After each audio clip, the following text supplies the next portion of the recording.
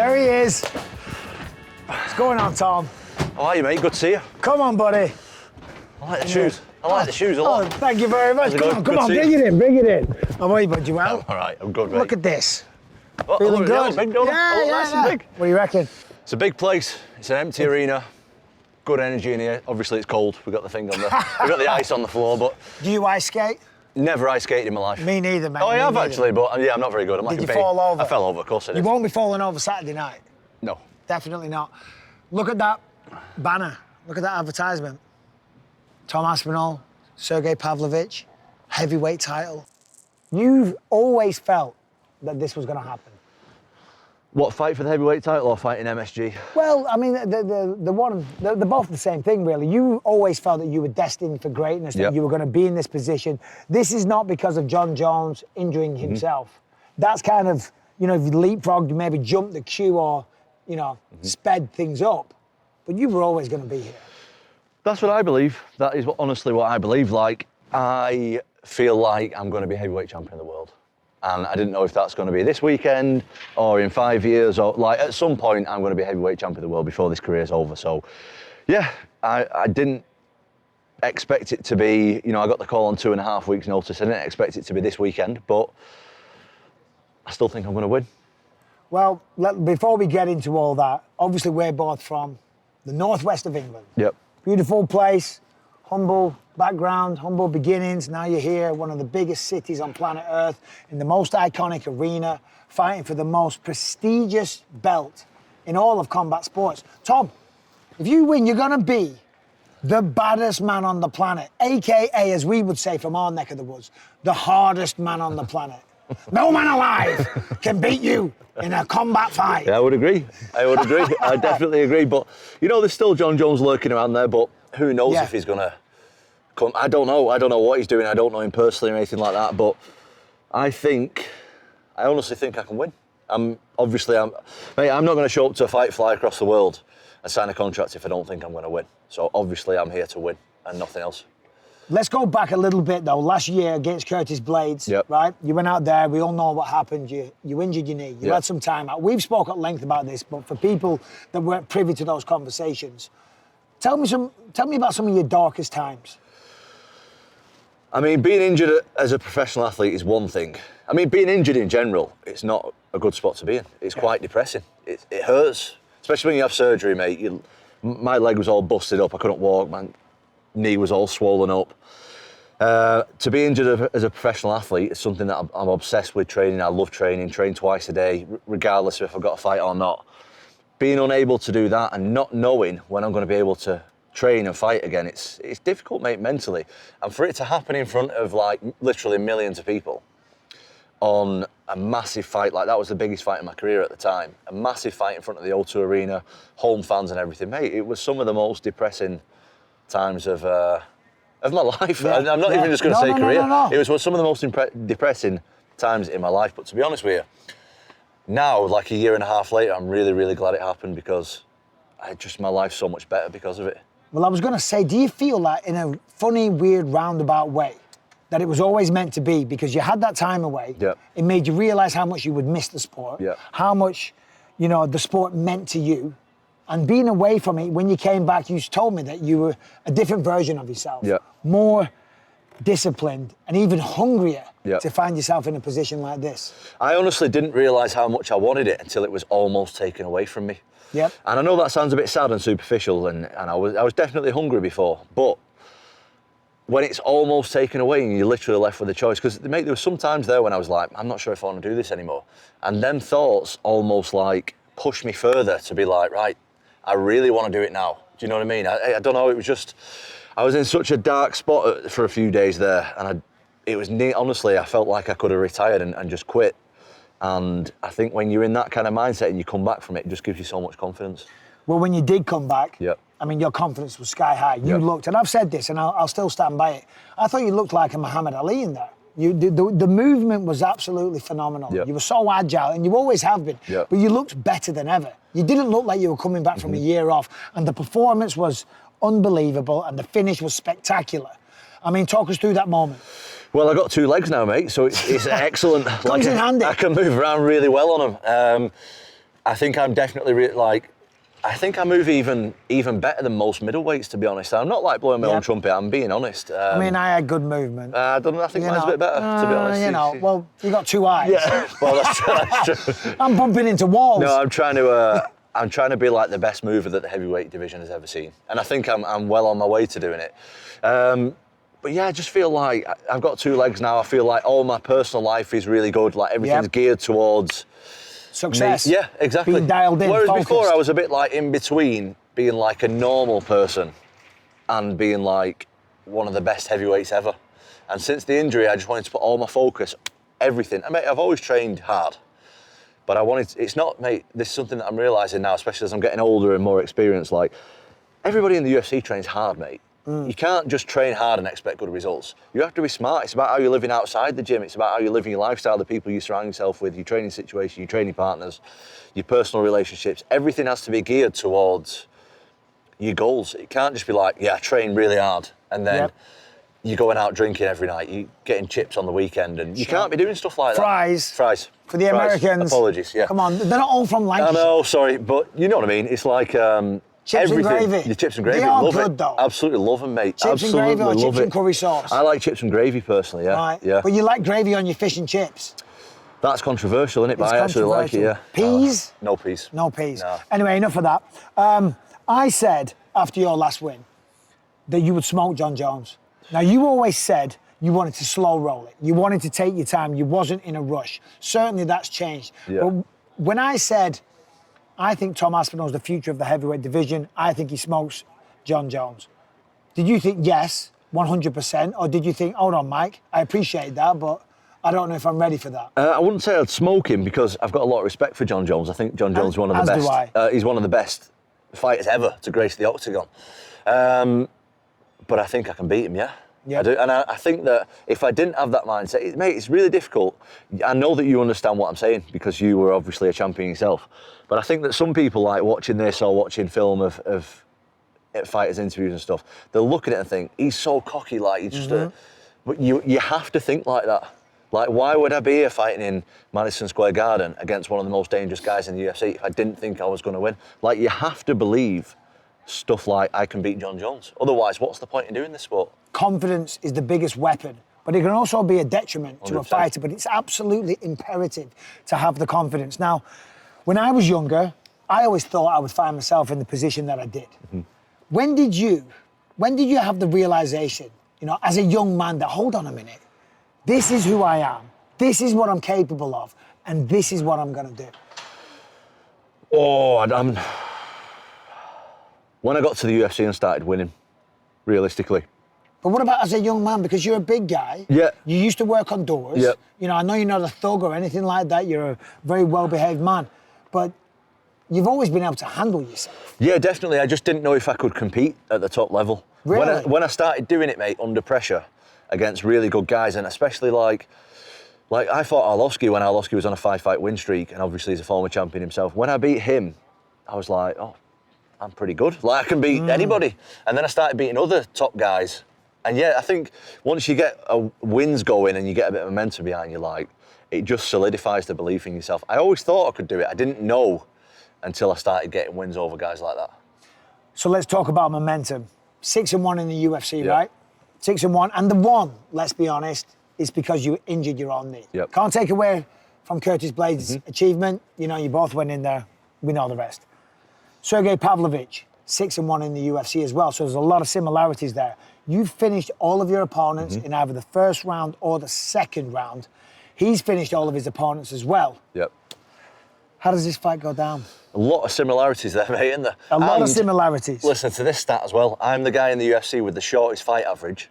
He's the guy in the UFC with the second shortest fight average. Yeah. That's wild, isn't it? You're both the best finishers. Yep. You're both on 6-1 runs. Well, someone's getting finished, aren't they? That's inevitable, like, that goes without saying. I think that you can't look at Pavlovich's fights, mate, and be like, this is what he's bad at and this is what he's good at. Because so far in the UFC, he's barely put a foot wrong. You can't look at him and be like, right, this is where I'm going to take advantage. I think the biggest issue that he's got is I move unlike any other heavyweight.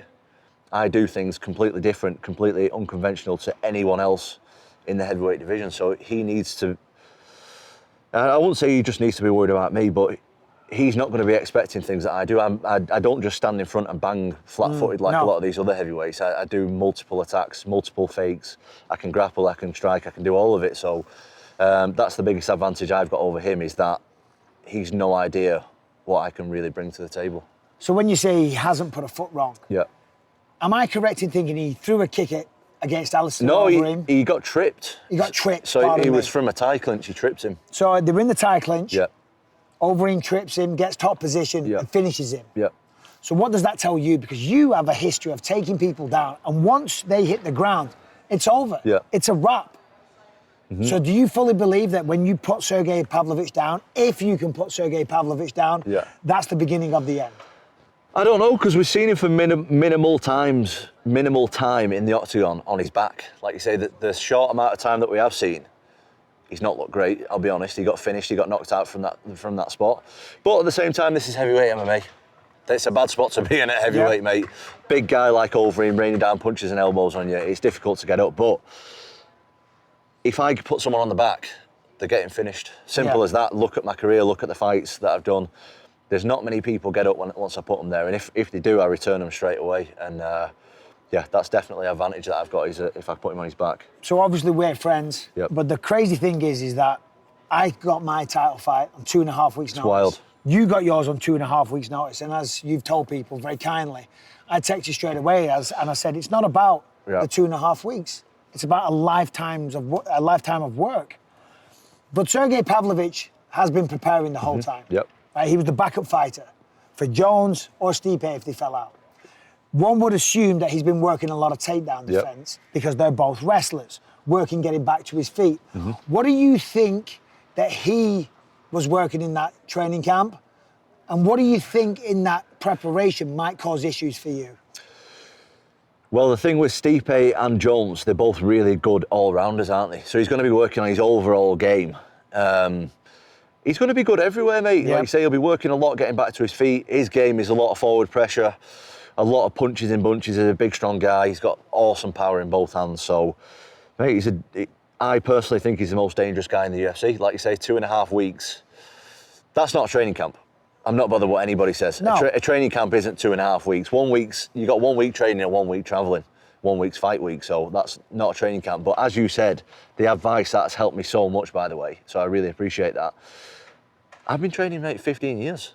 I've been doing this longer. I've been involved in martial arts, mate, since I was 8 years old. I'm 30. So this isn't about 2.5 weeks.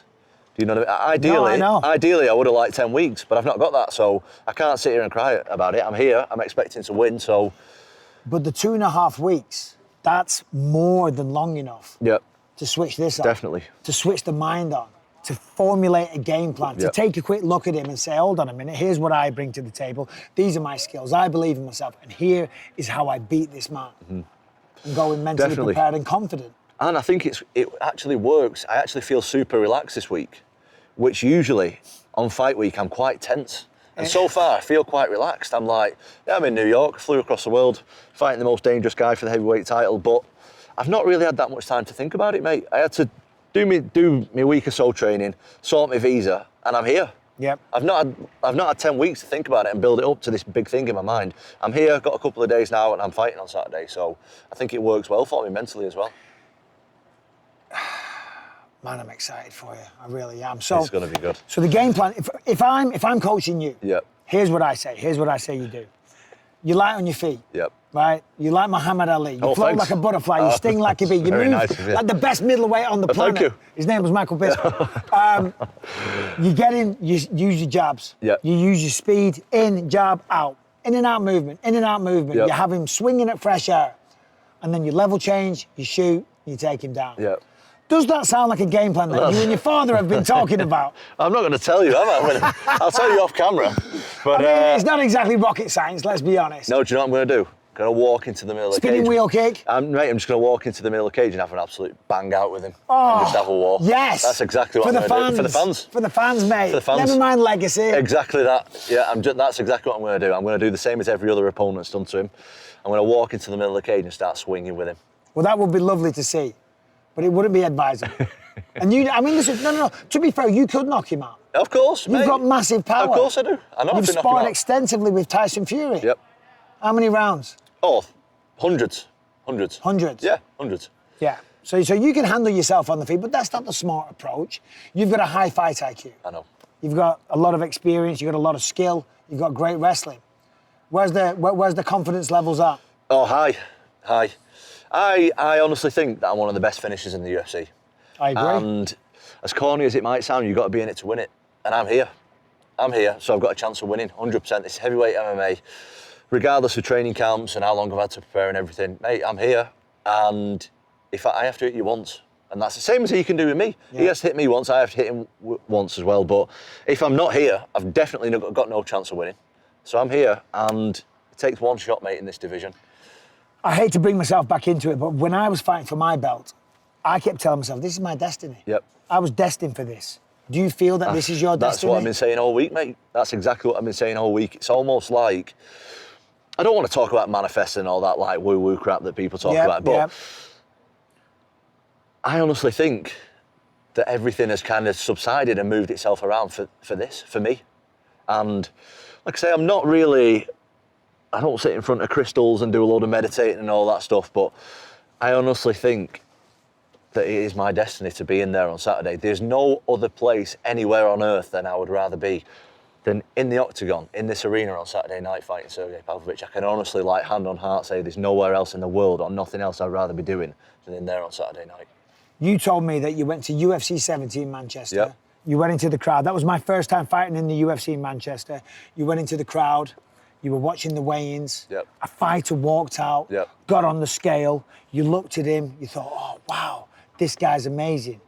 I want to be this guy one day. Yeah, it wasn't you. That guy was Andrei Arlovski. I was devastated. I thought, what was bigging me up here? When you were in the crowd that day and you looked up, could you see yourself here? Absolutely. And by the way, you've beaten Arlovski now, as we all know. Yeah, absolutely. And it's strange, mate, because I know, like, the guys behind the camera, most of them are American.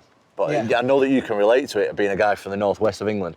We're not told to think like that. No, we're not. We're not. It's suppressed from a young age. Oh, God, Tom, you've hit on such a great thing. I'm so lucky that I've got my dad, because I feel like my dad kind of believed in me before I believed in myself, and he put them thoughts in my head, because I'm sure some other dad would have been like, listen, son, you go and do your own work and hope Get a for job it. down the factory. Yeah, exactly. All that stuff. Get your head out of the clouds. Exactly. All that stuff. But my dad was always like, listen, you can do that one day if you want. You just got to believe in yourself.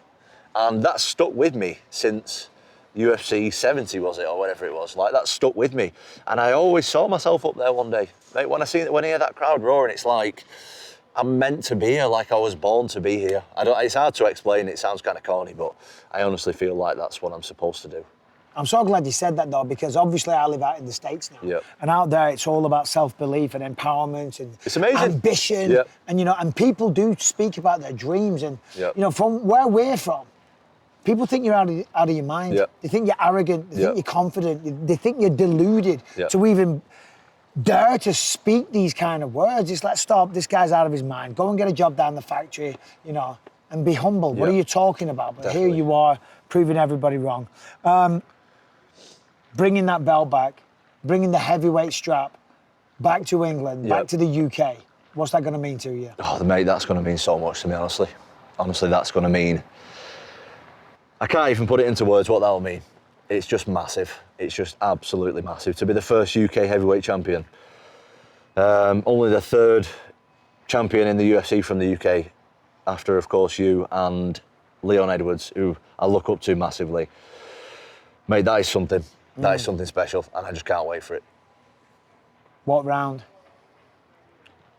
That's a good question. You've had a habit of doing it in the first. If I can get the fight done in the first 10 seconds, I absolutely will, every single time. But I'm not looking for that. Do you know what I mean? When I don't look for a finish, that's when the finishes come. Every single time, especially my last 3 or 4 fights, they've been main events, so they're 5-rounders. So I'm pacing myself in there.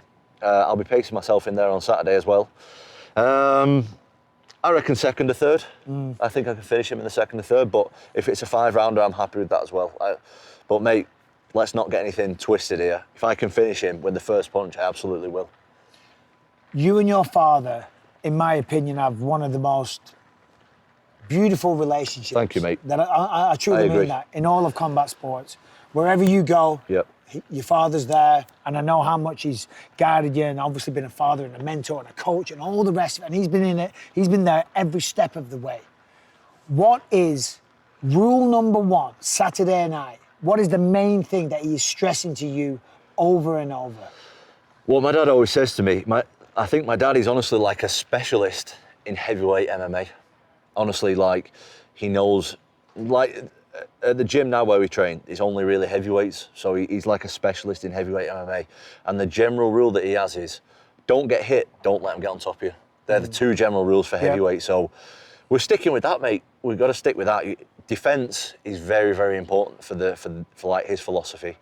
Obviously, my dad has been there since, he literally took me to my first session. He's been, honestly, you can ask all the gyms I've ever been to, I've been in gyms all around the world.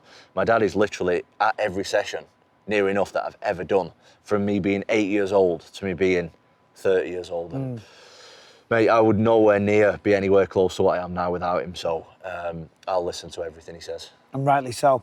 And of course, in the gym, you've got lots of heavyweights. Lots of these days. heavyweights, You're getting pushed to the absolute limit. So, but let's look forward. Let's assume Saturday night, you get the hand raised, you bring the belt back. Jon Jones. Let's assume Jones and Stipe goes down next year. Yep. Would you want to get in there ASAP, as soon as possible?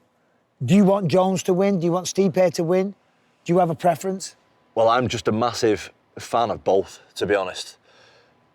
I would love to fight Jon Jones, mate. And that's absolutely no disrespect for Jon Jones. I'm such a fan. The reason I want to fight him so much is because I am such a fan.